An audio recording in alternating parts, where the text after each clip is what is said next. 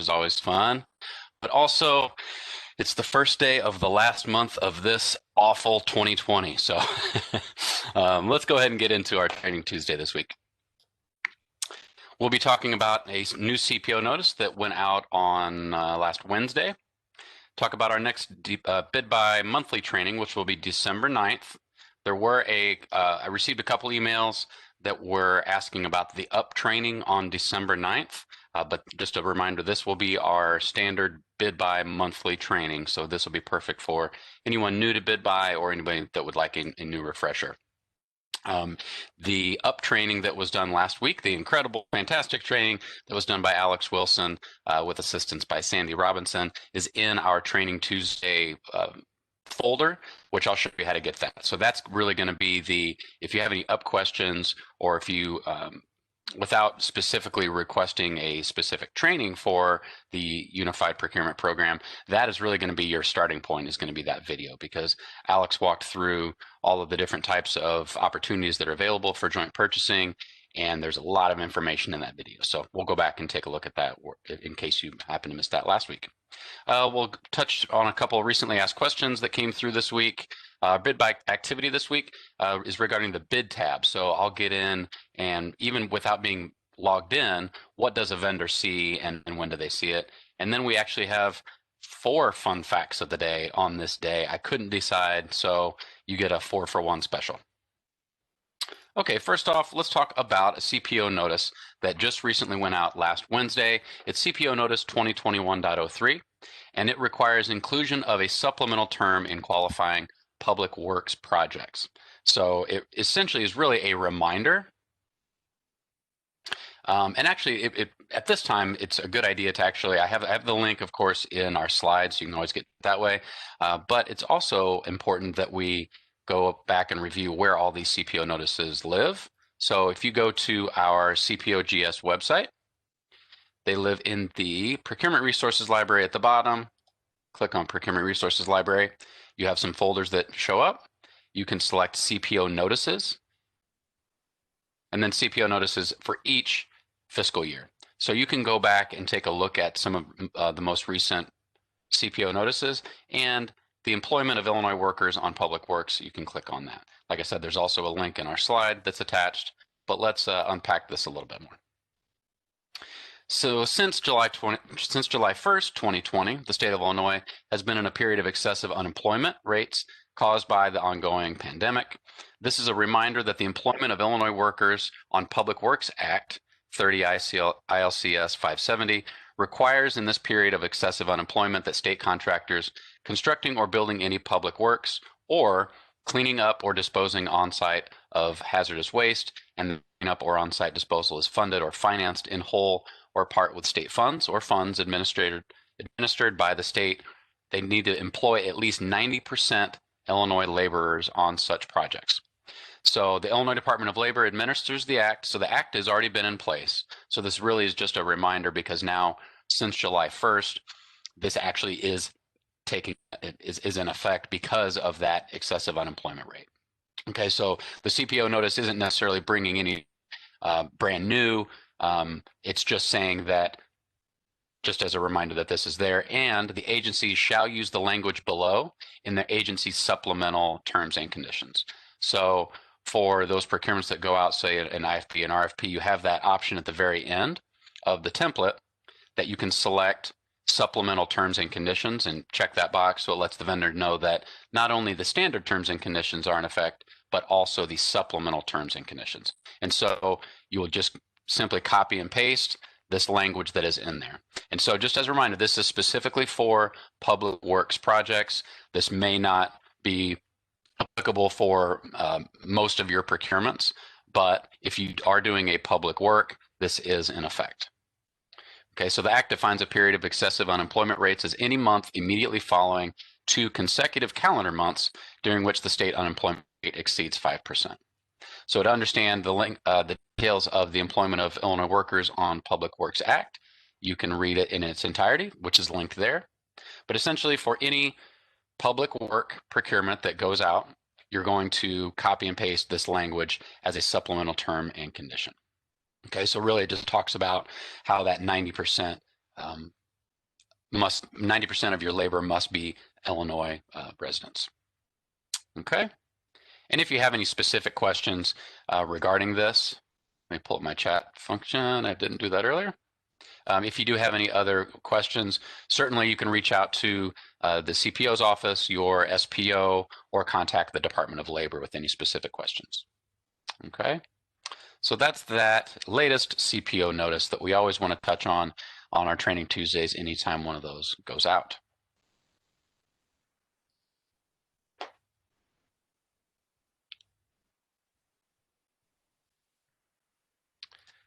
Okay, so next up, our monthly bid buy training will be offered the second Wednesday of each month. So our next training will be next Wednesday, December 9th.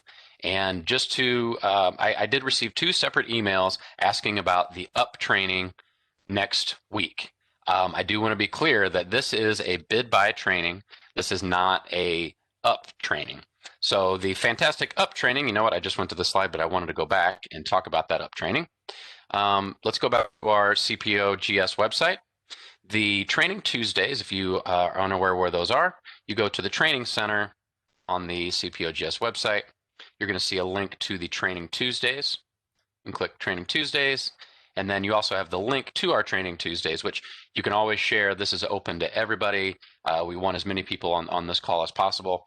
And we really appreciate your time being on here each week. So that is something that we are very happy to see this engagement being well received each week.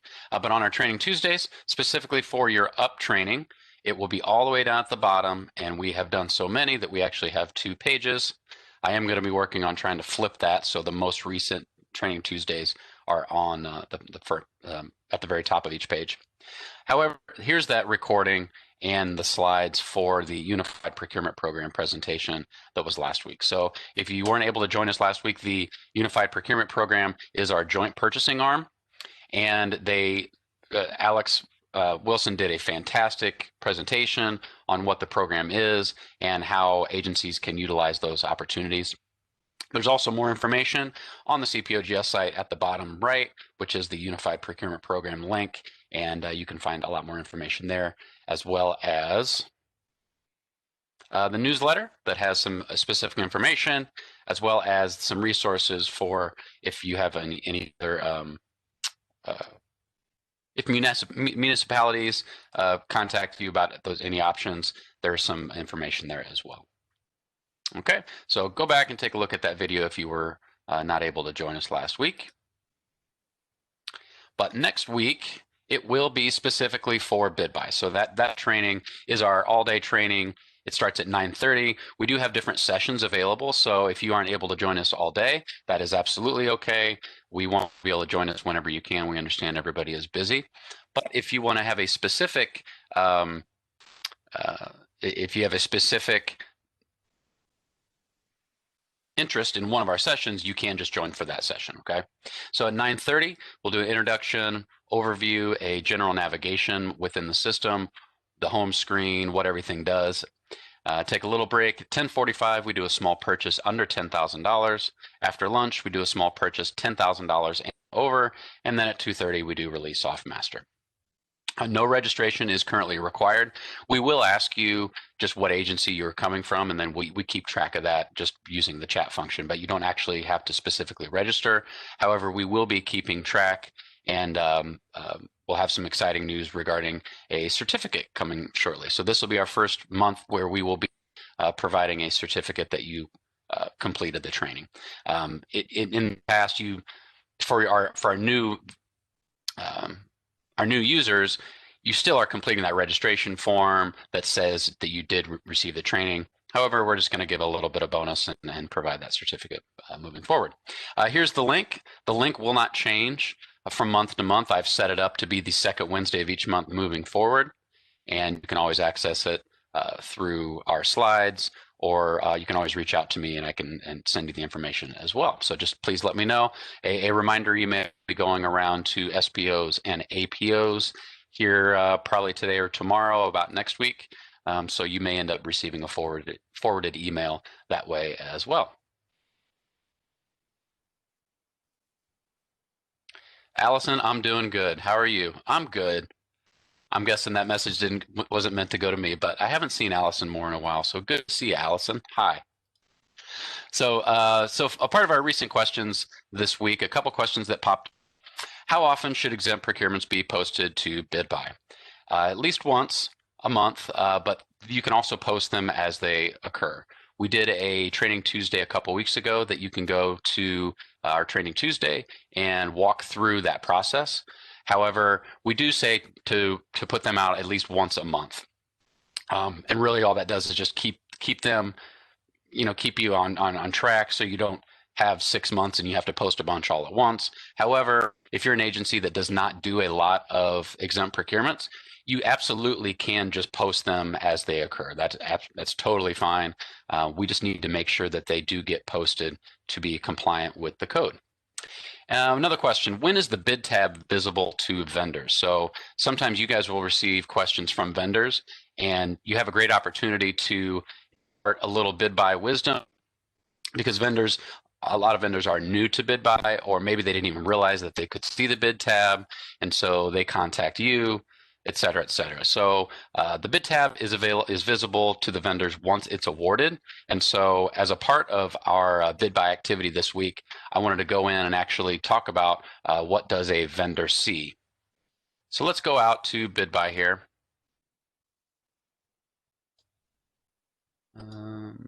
There we go. Okay, so I just went to bid buy. I'm not even going to need to be logged in to be able to check that. I can go to, I searched. So if I want to know what, maybe I received the email, right? I'm a vendor. I get an email that this bid has been awarded. I want to go in and take a look at the bid tab. I go in and I search for the 16438. I just picked out one that we recently awarded. So I have this bid number. The vendor clicks on the bid.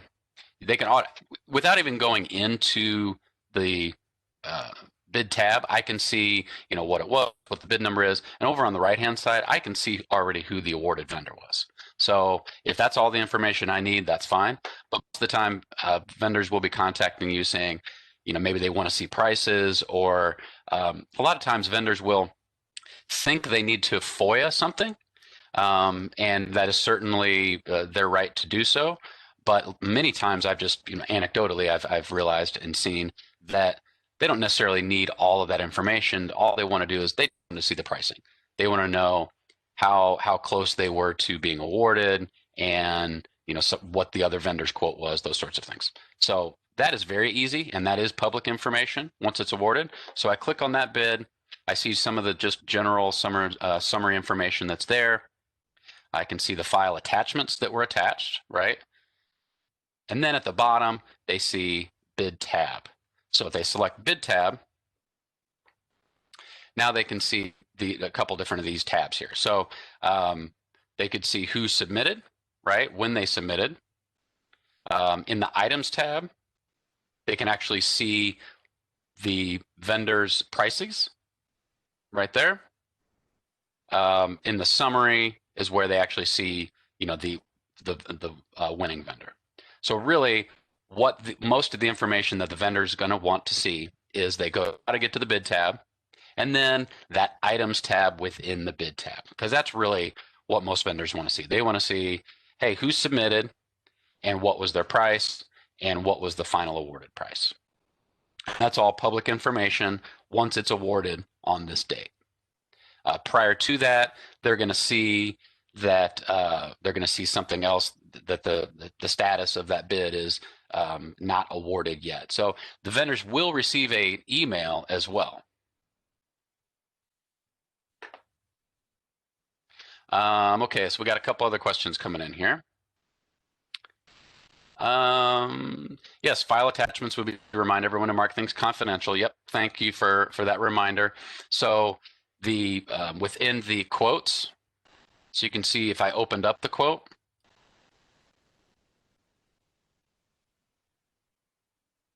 I'm not going to be able to see any of the attachments here. And the reason why I can't see attachments from public facing side is because those are marked confidential. Now, they're automatically marked confidential anytime a vendor submits or attaches any documents. But even on our job aid, we have a reminder to open up each quote and to make sure, when you do a bid opening, to make sure that all those documents are marked confidential. And if they're not marked confidential, go ahead and mark them confidential. Um, as a part of all our training, we always tell vendors that it automatically marks it confidential, but for some reason, if a vendor happened to uncheck a box, we want to make sure that we're protecting that information. So go in and open that up. But that's why I can't see any attachments on this quote. And so thanks for that reminder there. We have another question. If it's a small purchase awarded to a small business set-aside vendor, the bid tab would not show, correct? Yes.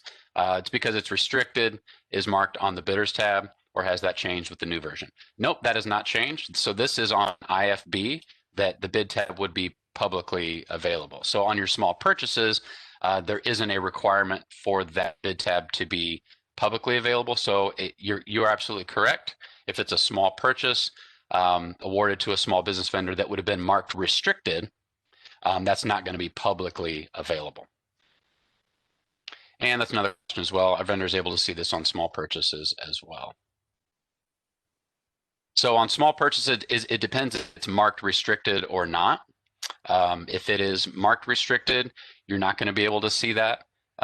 You'll be able to see the awarded vendor, but won't necessarily be able to see the pricing. But I will double check that this is an IFB. So you know what we can do? I can go back here. And if you guys just give me 2 seconds, we'll figure it out real quick.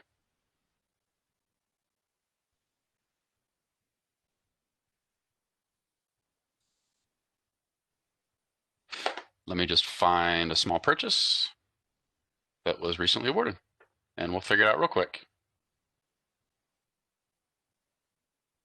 So I'm using my recent documents, so we can highlight that real quick.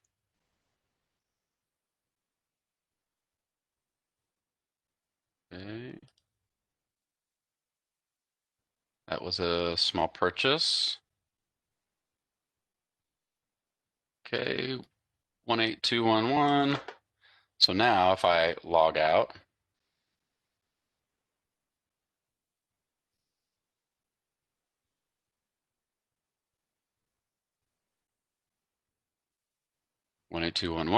I do see the awarded vendor there. Okay, so that's going to be there. And okay, so this is what we'll receive. I wanted to get to the point where they actually show us, and it says you're not authorized to access this resource. So if it is restricted on a small purchase, they're not going to be able to see that. All right. See another question there.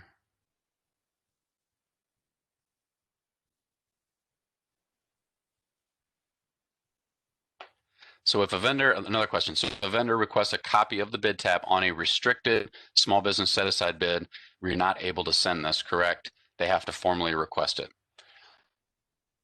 Yes, since it's not publicly available, you know what? Let me double check on the specific nature of what needs to happen there, because in terms of having to formally request it, I'm not sure if it necessarily has to have the FOIA request, or if they are just requesting a copy of the bid tab, if that can be provided. Let me get that question answered. I hate to provide a wrong guidance there, because I think that's a situation that probably happens quite a bit, where if the agency is able to share that bid tab information without having to formally have a FOIA request, would then need to go through legal departments, et cetera. I want to provide that guidance. So let me, as a follow-up to the when I send the recording and the slides today, I will get that question answered for you, because I'm not 100% sure about that. Okay, let's see. So that's it. And now we're going to go back to our fun facts of the day, or our on this day, I guess is really what it's going to be. It's not a fun fact. Honestly, I had too many here. There were 4 that were just, I loved all 4 of them. So we're going to talk about all 4 of them. So As of December 2nd, 1824, no candidate won a majority of the U.S. electoral vote, becoming the only elected to require an election in the House of Reps under the provisions of the 12th Amendment. On February 9th, 1825, the House chose John Quincy Adams as president, although Andrew Jackson won more actual votes. So you get your election fun fact there. I love basketball as well. So 1891, James Naismith was a gym teacher and invented basketball.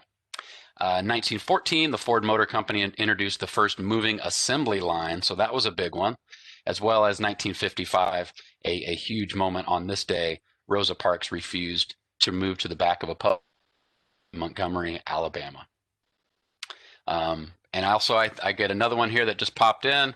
Thanks, John. 1968, Janis Joplin makes a final appearance with bonus from Cheap Seats. Janis Joplin makes a final appearance with Big Brother and the holding company.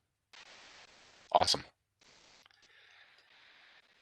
Okay, and then here's our email. If you have any other questions, like I said, I'll follow up with our usual slides and recording that I normally do. They'll be posted to the training center, and then I will definitely follow up with that question regarding the bid tab on small purchases.